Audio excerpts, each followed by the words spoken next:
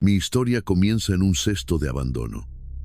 Fui dejado en la puerta del orfanato Arcángel Miguel una madrugada helada, envuelto en delgadas mantas dentro de una humilde canasta de mimbre. No había carta, nombre, ni ninguna pista sobre quién me había traído al mundo. Era como si mi existencia hubiera sido borrada antes incluso de comenzar. Los trabajadores del orfanato me bautizaron como Fabiano, un nombre ordinario, sin significado especial, elegido al azar. El orfanato no era un lugar cálido. No había risas de niños corriendo por los pasillos, ni cuidadores amorosos que contaran historias para ayudar a dormir.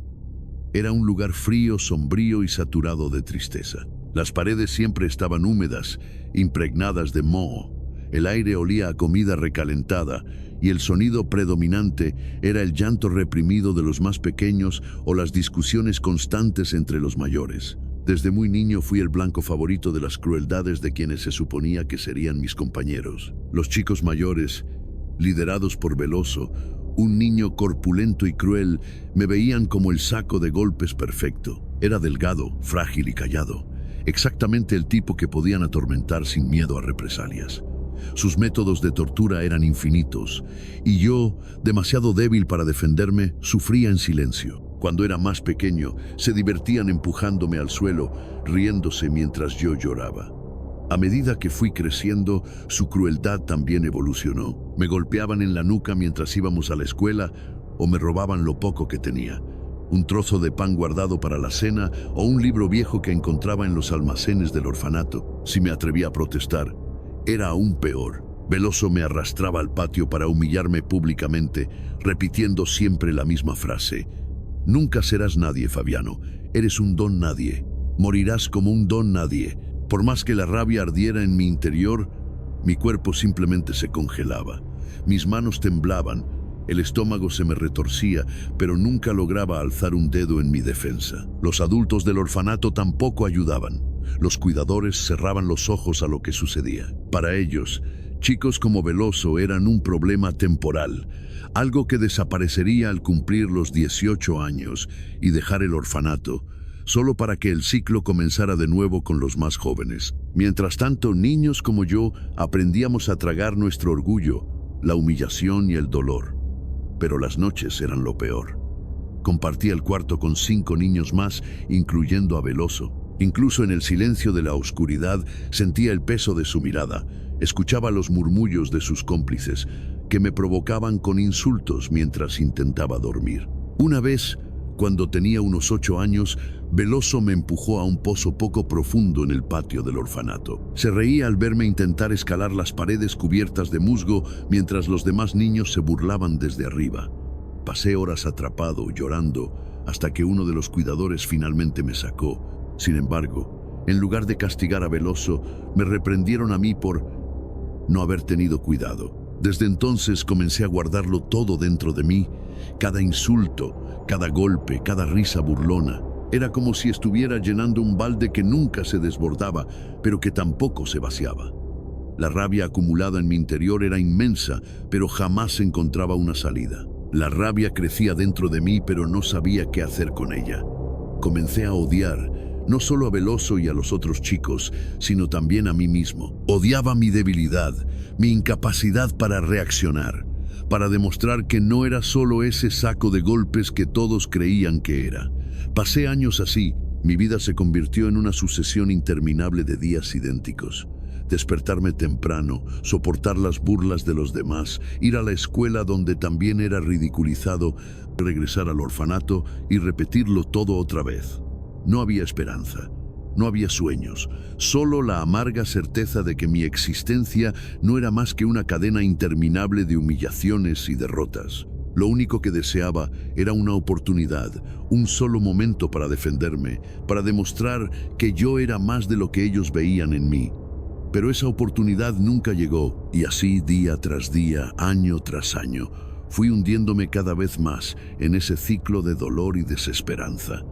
Era como si estuviera atrapado en una espiral de autodesprecio y aislamiento, sin fuerzas para salir. Todo lo que tenía dentro de mí, la ira, el resentimiento, el deseo de ser alguien, se acumulaba sin encontrar una vía de escape. A los 18 años, Me expulsaron del orfanato. Me dejaron ir sin nada más que un puñado de ropa vieja y el peso de todas las cicatrices que había acumulado a lo largo de los años. Esa fue mi despedida, el final de una infancia marcada por la violencia, el abandono y la indiferencia. Sin embargo, al mirar atrás, entiendo que fue en esa infancia rota donde algo dentro de mí empezó a quebrarse definitivamente. La soledad, la rabia y ese ardiente deseo de demostrar que podía ser alguien más no eran solo sentimientos, eran como grietas que se extendían por todo mi ser, recordándome constantemente que debía encontrar una forma de salir adelante. Me acompañaron como sombras,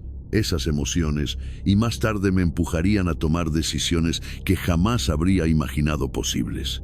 Fue en el orfanato Arcángel Miguel donde vi un cadáver por primera vez. Tenía 10 años. Era una tarde calurosa, con el sol golpeando las desgastadas paredes del edificio. El ambiente estaba inusualmente agitado porque habían llamado a un electricista para reparar un problema en el cableado. El hombre, cuyo nombre nunca supe, era un trabajador sencillo, con un rostro amable y ropa manchada de grasa. Subió a una escalera con sus herramientas mientras las cuidadoras nos ordenaban mantenernos alejados, como solían hacerlo cuando algo importante sucedía. Lo que pasó después fue tan rápido que aún me cuesta creerlo, pero lo recuerdo con absoluta claridad, como si hubiera ocurrido ayer. Un estruendo seco resonó en los pasillos, seguido de un breve silencio que se rompió por el ruido de algo pesado cayendo al suelo y los gritos de las cuidadoras. Corriendo por los corredores, ignoramos las advertencias desesperadas de alejarnos.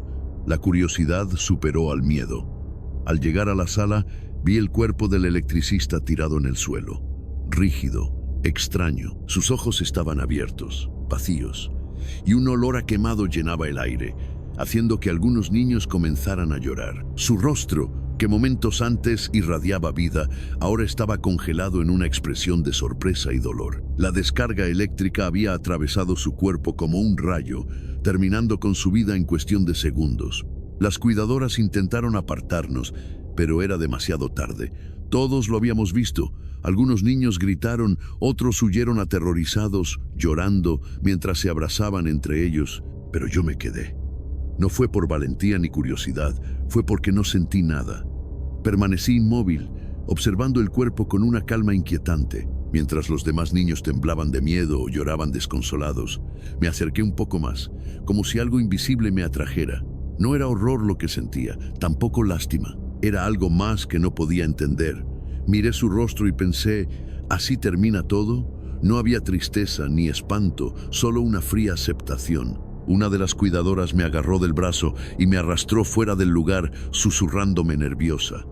Fabiano, no mires eso. No es para un niño. Pero ya lo había visto y, a diferencia de los otros, esa escena no me aterrorizó. Más tarde, en el dormitorio, mientras los demás lloraban y murmuraban entre ellos sobre lo horrible que había sido, yo me senté solo en un rincón en completo silencio. No tenía nada que decir porque no lograba entender por qué los otros estaban tan afectados.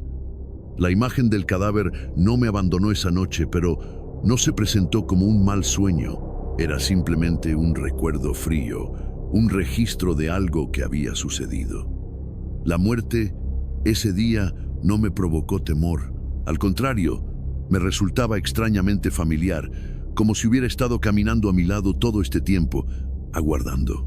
Después de ese día, algo dentro de mí cambió. Comencé a notar el efecto que la muerte tenía en los demás, cómo los paralizaba, cómo sembraba pánico y desesperación, pero en mí no provocaba nada. Fue entonces cuando entendí, quizá por primera vez, que yo era diferente.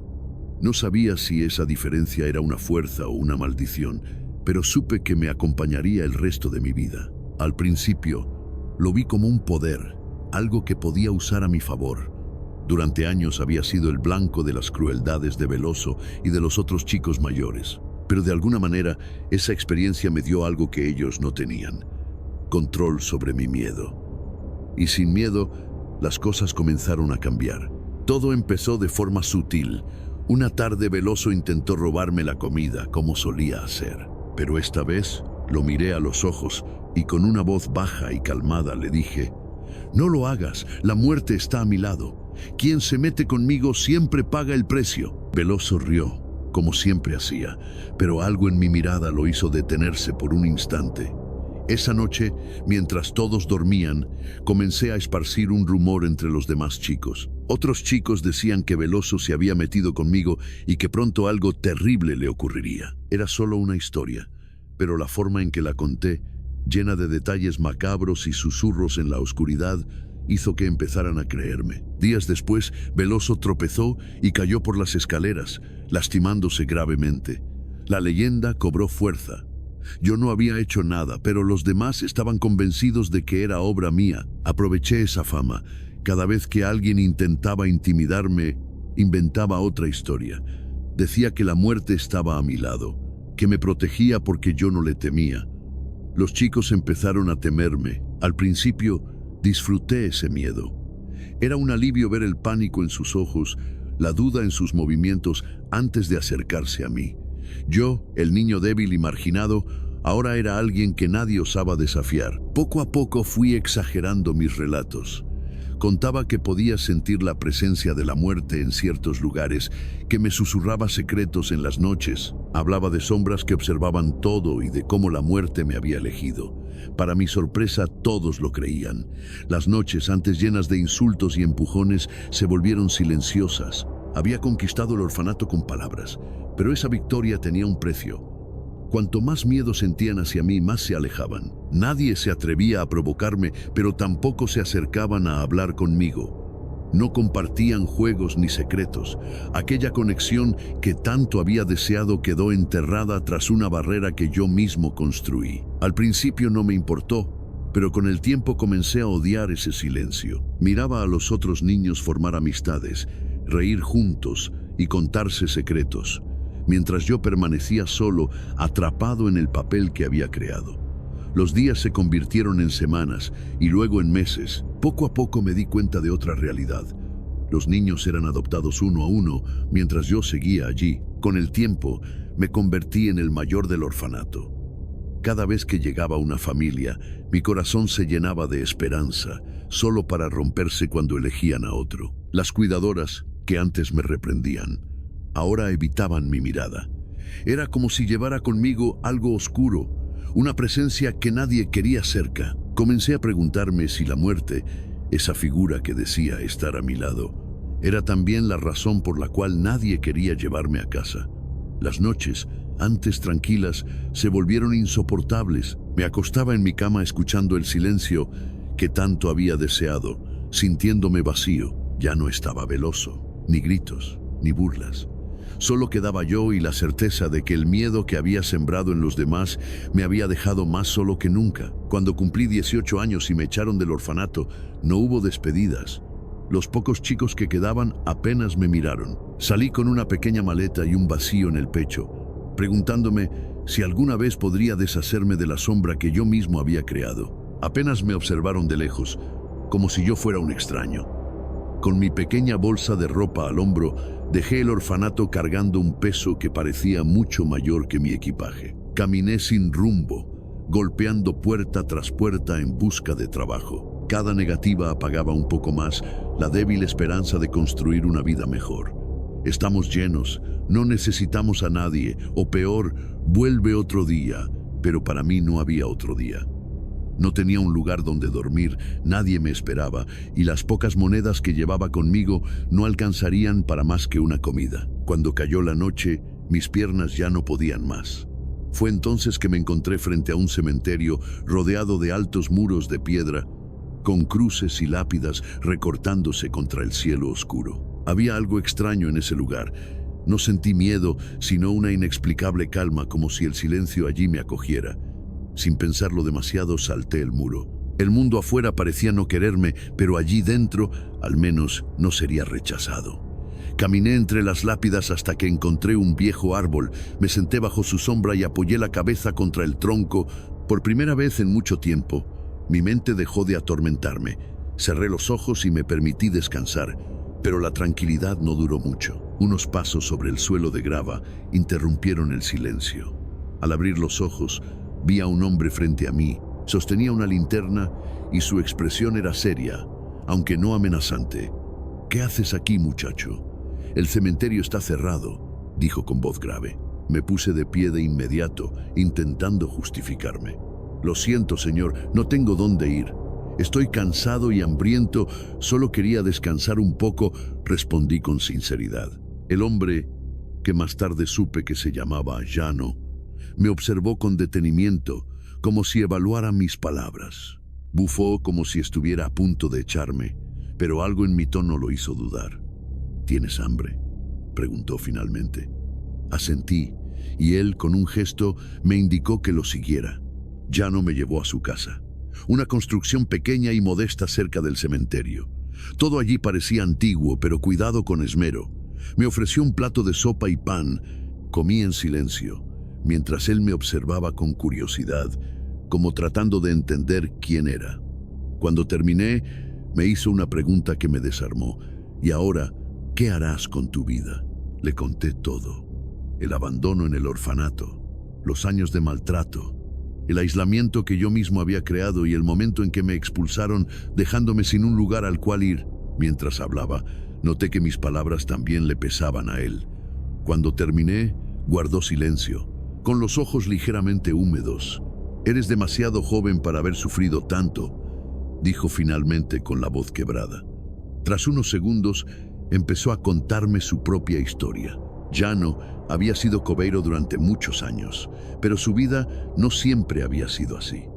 Había tenido una esposa y 2 hijos, pero el alcoholismo destruyó todo. Su esposa lo dejó y se llevó a sus hijos. Nunca volvió a saber de ellos. Consumido por la culpa y el abandono, había encontrado refugio en su trabajo en el cementerio, donde vivía aislado del mundo. «Este lugar me dio paz», dijo con una sonrisa melancólica. «Y parece que tú también has encontrado algo aquí». Tras un momento de reflexión, Llano me hizo una propuesta. «Escucha, chico, ya no tengo fuerzas para cuidar el cementerio como antes. Necesito retirarme, pero no hay nadie que pueda sustituirme. Si quieres, puedes ayudarme. No es un trabajo fácil, pero es honesto. Si aceptas, también puedes quedarte aquí. Vivo solo, y tal vez no sea tan malo tener compañía». No lo esperaba. Por primera vez en mi vida, alguien me ofrecía algo sin esperar nada a cambio. Esa noche, mientras me acostaba en una cama que no era improvisada, tomé una decisión. Aceptaría. Durante los años siguientes, el cementerio se convirtió en mi hogar y mi refugio. Trabajar allí no solo era un empleo, era una especie de terapia. La rutina tenía un ritmo tranquilo y predecible. Poco a poco, comencé a sentirme parte del lugar. Cada mañana me despertaba temprano, preparaba un café simple y caminaba hacia los portones del cementerio. Había algo especial en el silencio de aquel lugar, solo interrumpido por el suave crujir de las hojas bajo mis pies. Apenas me miraron de lejos, como si fuera un extraño más.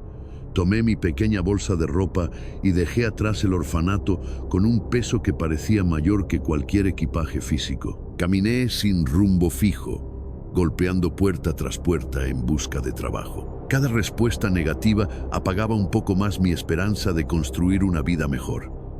Estamos completos, no necesitamos a nadie, o lo peor de todo, vuelve otro día. Pero para mí no había otro día. No tenía un hogar donde dormir, nadie me esperaba. Y el poco dinero que lograba ahorrar apenas alcanzaba para una comida. Cuando la noche cayó y mis pies ya no podían sostenerme más, me encontré frente a un cementerio rodeado de altos muros de piedra. Las cruces y las lápidas se recortaban contra un cielo negro y silencioso. Algo en ese lugar me llamó. No era miedo, sino una extraña sensación de paz. El silencio allí era distinto, como si me acogiera. Sin pensarlo demasiado, salté el muro. El mundo afuera parecía rechazarme, pero en ese lugar al menos nadie me echaría. Caminé entre las tumbas hasta llegar a un viejo árbol. Me senté bajo su sombra, apoyé la cabeza en el tronco y cerré los ojos. Por primera vez en mucho tiempo, sentí que podía respirar sin el peso de mis pensamientos. Pero esa calma no duró mucho. Unos pasos sobre la grava rompieron el silencio. Al abrir los ojos, vi a un hombre de pie frente a mí. Sostenía una linterna y su expresión era seria, aunque no amenazante. «¿Qué haces aquí, chico? Este cementerio está cerrado», dijo con voz grave. Me puse de pie de inmediato, balbuceando una disculpa. Lo siento, señor. No tengo a dónde ir. Estoy cansado, hambriento. Solo quería descansar un poco. El hombre, que más tarde sabría que se llamaba Jano, me observó con una mezcla de desconfianza y curiosidad. Parecía a punto de echarme, pero algo en mi voz lo hizo dudar. ¿Tienes hambre?, preguntó. Asentí en silencio. Él, con un gesto, me indicó que lo siguiera. Jano me llevó a su casa, una pequeña y modesta construcción junto al cementerio. Todo allí parecía antiguo, pero estaba impecablemente cuidado. Me ofreció un plato sencillo de sopa y pan, y comí en silencio mientras él me miraba como si intentara descifrar quién era. Cuando terminé, me hizo una pregunta que me dejó sin aliento. ¿Y ahora qué harás con tu vida? No supe cómo responderle al principio, pero finalmente le conté todo. Le hablé del orfanato, de los años de maltratos, del aislamiento que yo mismo había creado y de cómo me echaron sin un lugar al cual ir. Mientras hablaba, noté que mis palabras también le pesaban a él. Cuando terminé, permaneció en silencio por un momento, con los ojos ligeramente enrojecidos. «Eres demasiado joven para haber pasado por tanto dolor», dijo al fin, su voz quebrada por la emoción. Luego me confesó su propia historia. Jano había sido sepulturero por años, pero no siempre había vivido así. Había tenido una familia, una esposa y 2 hijos. Sin embargo, el alcoholismo destruyó todo. Su esposa lo dejó, llevándose a sus hijos, y él nunca volvió a saber de ellos. Devastado por la culpa y el abandono, encontró refugio en el cementerio donde vivía aislado del mundo. «Este lugar me dio paz», dijo con una sonrisa melancólica. «Y parece que tú también has encontrado algo aquí». Yo era el heredero legítimo. De la noche a la mañana era rico, pero la culpa me carcomía. Pensé en confesar la verdad, pero una parte de mí creía que quizás esto era un ajuste del destino, una especie de compensación por todo lo que había sufrido en la vida. Con el dinero decidí invertir en mí mismo. Me sometí a innumerables procedimientos estéticos, corrigiendo cada detalle que odiaba de mi apariencia. Con cada cirugía parecía borrar a la persona que solía ser, el hombre solitario e invisible que deambulaba por el cementerio. Poco a poco me convertí en alguien que apenas reconocía en el espejo. Atractivo, seguro, deseado. Con mi nueva apariencia y mi fortuna, mi vida tomó un giro que antes parecía imposible. Entonces conocí a Gloria, una mujer encantadora que pronto se convirtió en mi esposa. Juntos construimos una vida llena de lujo y excesos. Tuvimos 2 hijas, Clara e Isabela, que se convirtieron en la luz de mi existencia. Mi vida era perfecta. Gloria y yo lo teníamos todo. Una hermosa casa, viajes de ensueño, comodidad absoluta, y nuestras hijas Clara e Isabela, que eran mi razón de vivir. Ellas trajeron claridad a una existencia antes sumida en la oscuridad. Pero lo que no sabía era que el precio por todo esto aún no se había pagado en su totalidad. Una noche, mientras dormía, tuve un sueño que se sintió como un maldito presagio. Estaba en el mismo cementerio donde todo había comenzado. El ambiente era opresivo. Las sombras parecían moverse con vida propia y el silencio era asfixiante. Entonces apareció él, el hombre elegante que años atrás me obligó a arrodillarme. ¿De verdad pensaste que todo esto era gratis?, dijo con una sonrisa helada. El momento de cobrar ha llegado. Mi garganta se cerró. Quise hablar, pero las palabras no salían. Continuó. Quiero un sacrificio. Si no me das lo que quiero, tomaré algo que amas, una de tus hijas. Me desperté sobresaltado, corazón desbocado. ¿Era solo un sueño o no? Algo en mi interior me decía que no era solo una pesadilla. Los días siguientes fueron un tormento. No podía mirar a Clara o Isabela sin sentir un nudo en el pecho. Luego, como si el destino quisiera recordarme su crueldad, ocurrió algo inesperado. Un hombre apareció en mi puerta. Tendría unos 40 años. Vestía con sencillez, pero sus ojos estaban llenos de determinación. Sin rodeos, me dijo que era el verdadero hijo del hombre que me había dejado la herencia. Era fruto de una relación secreta que llevó a su madre al destierro. Traía pruebas, y lo peor, estaba dispuesto a pelear por lo que decía que era suyo. Mi mundo se tambaleó. Si lograba demostrar la verdad, todo lo que había construido desaparecería. Mi fortuna, mi familia, mi vida perfecta, todo. Y entonces recordé el sueño. Era como si aquel hombre del cementerio hubiera enviado a esta persona para empujarme hacia una solución siniestra. Intenté resolverlo de manera pacífica. Le aseguré que devolvería el dinero y que podríamos llegar a un acuerdo. Gané su confianza, lo suficiente como para que me mostrara un pequeño anillo que decía haber heredado de su madre. Esa noche llevé el anillo al cementerio. Preparé un altar improvisado, siguiendo las instrucciones de antiguos textos que había estudiado años atrás. Encendí velas, dibujé símbolos en el suelo y comencé a recitar palabras que vinieron a mi mente como si siempre hubieran estado ahí. Mientras realizaba el ritual, el aire se volvió helado. Era como si el cementerio estuviera vivo, observando cada uno de mis movimientos. Al terminar, un silencio profundo lo envolvió todo. Sabía que algo había cambiado. 3 días después, recibí la noticia. El hombre había muerto de manera misteriosa. La autopsia no encontró nada concluyente, y la policía asumió que fue algo natural. Para el mundo, era solo otra vida perdida. Para mí, era otra cosa. No sentí culpa. Hice lo que tenía que hacer. Sacrifiqué una vida para proteger la mía, para asegurar el futuro de mis hijas y conservar todo lo que había conseguido. Era la única elección que tenía sentido. No me arrepiento. Gloria nunca sabrá la verdad, ni necesita saberla. Para ella soy el esposo perfecto, el padre devoto, el hombre que construyó una vida próspera y segura. Mis hijas crecerán sin jamás imaginar que su felicidad fue pagada con la vida de alguien más. Tendrán lo que yo nunca tuve, porque yo hice lo que era necesario. Ahora vivo rodeado de lujo y comodidad.